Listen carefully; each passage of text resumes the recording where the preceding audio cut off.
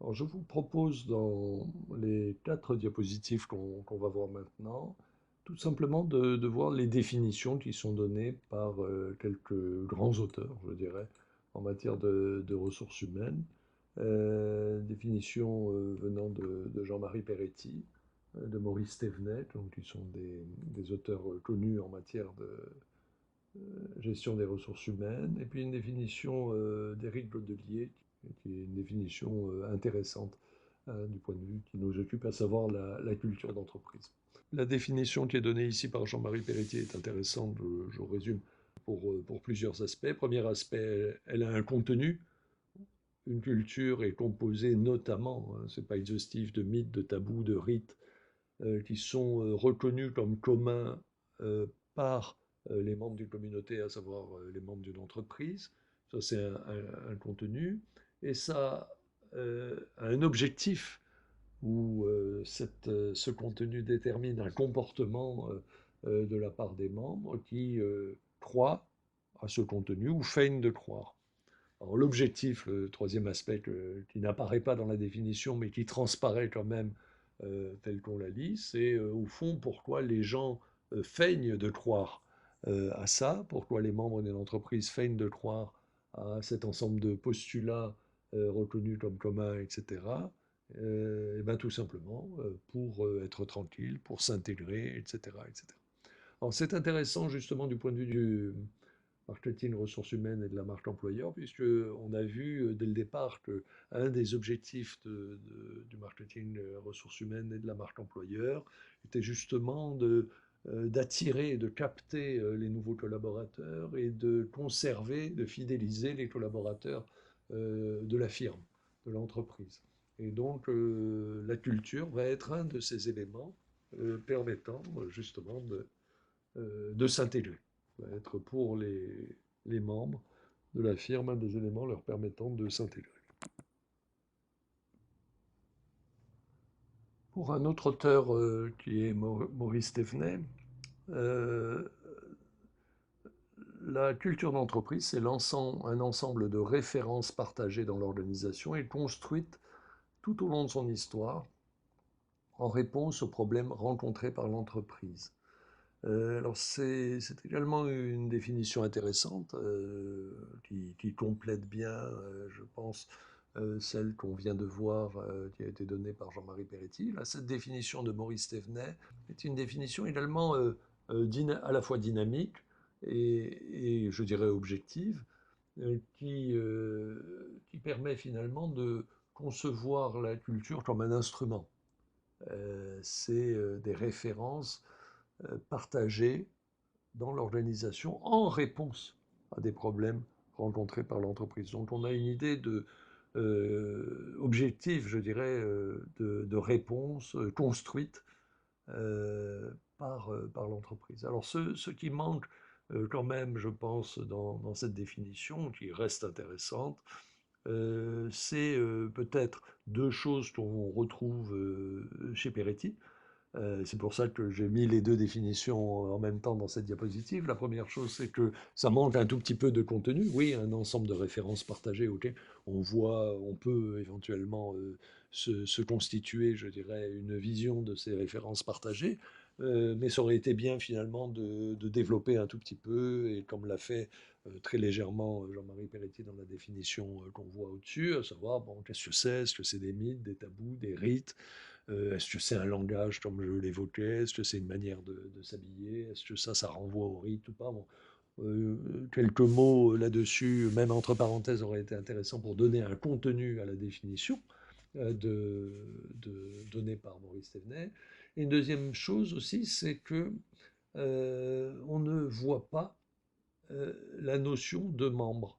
On ne voit pas la notion d'individu. On a l'impression, au fond, que l'entreprise a construit elle-même, ou c'est à la fois un peu impersonnel, c'est-à-dire que les choses, on donne l'impression de s'être construites toutes seules.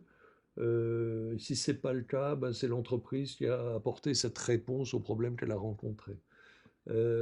Et à aucun moment on ne voit ce qu'on voit chez Peretti, et qui à mon avis complète très bien la définition de Thévenet, c'est le rôle des membres Est-ce qu'ils adhèrent? Est-ce qu'ils font semblant d'adhérer? Est-ce qu'ils croient à l'entreprise?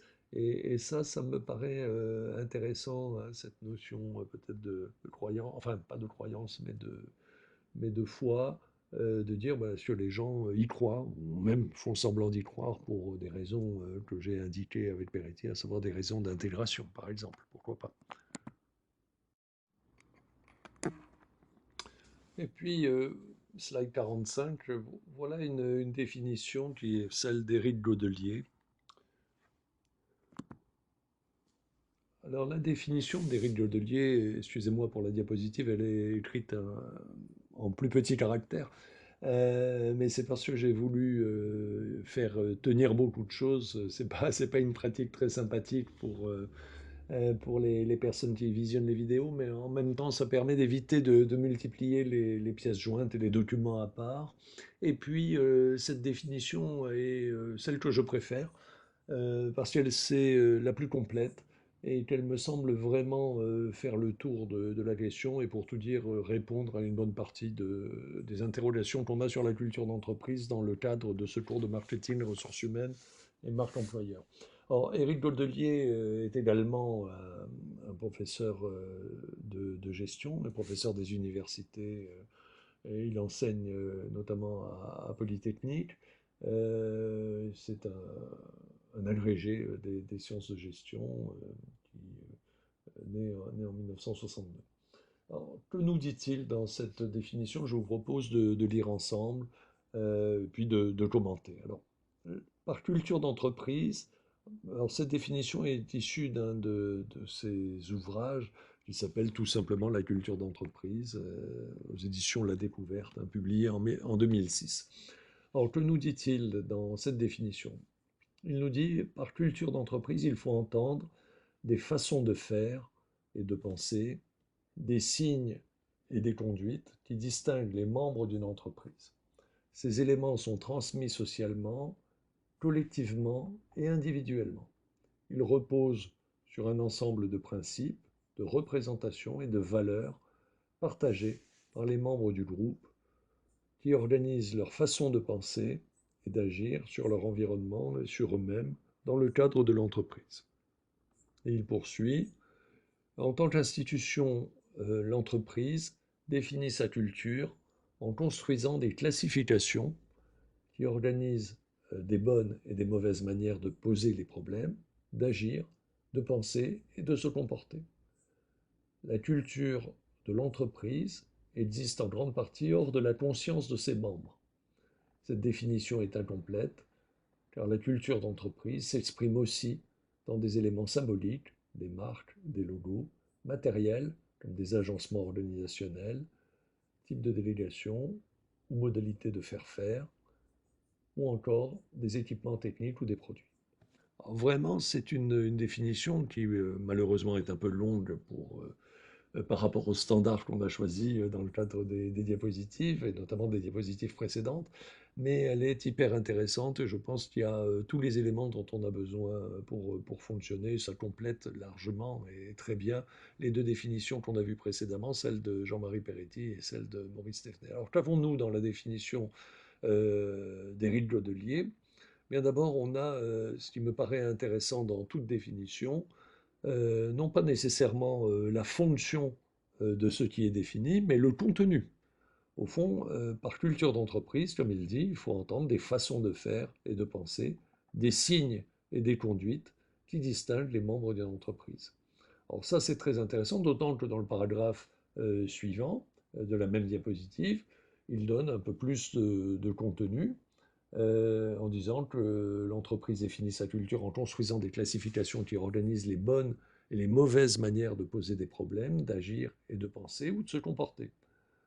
La culture d'entreprise s'exprime aussi dans des éléments symboliques, les marques, des logos, des éléments matériels, comme des agencements organisationnels, par exemple des types de délégation ou des modalités du faire-faire, et des équipements techniques ou des produits. Donc là, on a dans ces deux paragraphes des éléments de contenu. Deuxième aspect qui est important dans la définition, j'allais dire dans toute définition, mais dans celle-là en particulier, puisque c'est celle-là qui nous intéresse maintenant, c'est l'objet. au sens général, hein, d'objectif, le but, à quoi sert la culture d'entreprise, et puis on verra aussi comment ça fonctionne. À quoi sert la culture d'entreprise? Eh bien, ça sert à organiser des façons de penser et d'agir dans l'environnement. C'est-à-dire que les membres du groupe, en l'occurrence les salariés par exemple, ou les dirigeants de l'entreprise, enfin les membres de l'entreprise, utilisent la culture d'entreprise pour organiser leur façon de penser et d'agir dans leur environnement, et sur eux-mêmes d'ailleurs dans le cadre de l'entreprise. Euh, Ça permet donc de poser des problèmes, d'agir, de penser et de se comporter. Ça, c'est un point très très important, le but, ou comme on dit, l'objet, objectif. Donc, premier aspect de la définition. Alors, ce que je dis présente un caractère un tout petit peu général pour l'ensemble des définitions qu'on peut avoir à traiter, à croiser, je dirais, dans le cadre des sciences de gestion et plus particulièrement des ressources humaines, mais c'est peut-être encore plus large. Enfin, là, on est sur cette définition de la culture d'entreprise. Premier aspect, le contenu. Deuxième aspect, à quoi ça sert. Troisième aspect qui n'est pas négligeable, et l'intérêt de cette définition est justement qu'on trouve ces trois aspects alors qu'on ne trouve pas les trois aspects en même temps dans les deux définitions précédentes, celle de Jean-Marie Peretti et celle de Maurice Thévenet. Troisième aspect, c'est comment ça fonctionne. On sait ce que c'est, on sait à quoi ça sert. Bon, maintenant, comment ça fonctionne? Eh bien, on voit dans cette définition que les éléments de la culture d'entreprise, donc les façons de faire, de penser, les signes, les conduites, etc., sont des éléments éminemment sociaux. C'est-à-dire qu'ils vont se transmettre par voie sociale, je dirais, soit collectivement dans le cadre de l'entreprise, soit individuellement, de salarié à salarié. Par exemple, lorsque un nouveau salarié succède à un ancien, ou quand il rentre dans une organisation, il y a tout un tas de dispositions qui ne sont pas écrites, d'ailleurs, comme il l'indique dans la définition. La culture d'entreprise existe en grande partie hors de la conscience de ses membres, c'est-à-dire qu'on agit, on pense, on fait, on croit, etc., mais sans avoir nécessairement conscience de tout ça. C'est donc quelque chose qui n'est pas par nature écrit, qui ne fait pas nécessairement l'objet, ou souvent pas du tout l'objet d'un règlement, ou qu'on pourrait trouver par exemple la solution à des problèmes comportementaux dans l'entreprise, pas du tout. Ce sont des choses qui vont se transmettre socialement, je dirais, par la fréquentation du groupe, et individuellement par la fréquentation éventuellement d'autres individus, en particulier par exemple lorsque un nouveau salarié, un nouveau collaborateur entre dans une firme et est initié en quelque sorte aux pratiques et aux comportements qu'il faut avoir dans la firme, et ben on a ce type de transmission. Donc comment ça fonctionne? Ça se transmet socialement, c'est-à-dire de manière soit collective, soit individuelle. Et on transmet donc ces représentations et ces valeurs partagées de cette manière un tout petit peu clandestine. Alors, la particularité, c'est que ça peut avoir comme support également comment ça fonctionne, ben, non seulement des aspects, alors le terme clandestin est bien sûr entre guillemets, mais non seulement des aspects qui ne sont pas nécessairement explicites, mais des aspects qui peuvent être tout à fait explicites, je dirais, comme on dit quelquefois en matière de droit de la franchise, des signes distinctifs de la marque. Par exemple, la marque employeur ben, va être parfaitement identifiée avec tous ces éléments, éventuellement sa devise, éventuellement son logo, etc., qui vont compléter la notion de marque. Donc ce sont des éléments importants. Le contenu, on l'a vu. Le but, on l'a vu avec les aspects notamment euh, pas de conformité, mais de mode d'emploi, hein, je dirais. Quand Godelier dit l'entreprise définit sa culture en construisant des classifications qui organisent des bonnes et des mauvaises manières de poser les problèmes, d'agir, de penser ou de se comporter. Là, vraiment, on a quelque chose de très, très directif. C'est-à-dire que vous pouvez venir en short, en tongs, en maillot de bain dans l'entreprise, mais peut-être que vous le ferez qu'une fois, et puis on vous rappellera l'ordre en vous disant non, non, il faut une tenue correcte exigée, hein, comme on dit. Et tout ça, ça n'est écrit généralement nulle part, mais c'est très très pesant, hein. Ce sont des manières, euh, les bonnes et les mauvaises manières de poser les problèmes, d'agir, de penser, de se comporter, font partie de la culture. Et puis il y a, comment dirais-je, le véhicule, c'est-à-dire on a, comment dirais-je, un contenu, on a un objectif, et puis on a une sorte de véhicule, hein, de cette culture d'entreprise que j'indiquais, qui sont les éléments, hein, qui sont transmis socialement. Alors, ces éléments peuvent être, comme je l'indiquais à l'instant, pas du tout explicites, et souvent ils ne le sont pas, et ils sont transmis par le groupe à l'individu dans des séances par exemple, des dépôts de départ ou d'arrivée, des rencontres à la cafétéria, des réunions, etc. Donc ça, c'est le groupe qui va prendre en main en quelque sorte l'individu. Et puis individuellement, il y a aussi cette transmission qui, comme je l'indiquais, peut se faire de la personne ancienne, qui peut être un mentor ou qui peut être une personne que le nouveau collaborateur, par exemple, qui rentre dans l'entreprise, va remplacer à terme. Et donc là aussi, il peut y avoir un échange d'éléments. Donc voilà. C'est une définition que je vous propose de retenir, alors pas nécessairement dans le détail, mais en essayant de fractionner cette définition comme j'ai essayé de le faire moi-même, en repérant les aspects de contenu, en repérant les aspects d'objectif et en repérant les vecteurs de transmission. Quel est le contenu de la culture d'entreprise selon Godelier? Quels sont ses objectifs, en tout cas pour l'entreprise?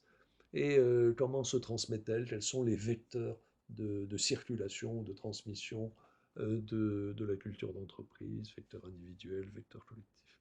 Donc ça me paraît très, très important et très, très intéressant pour la suite.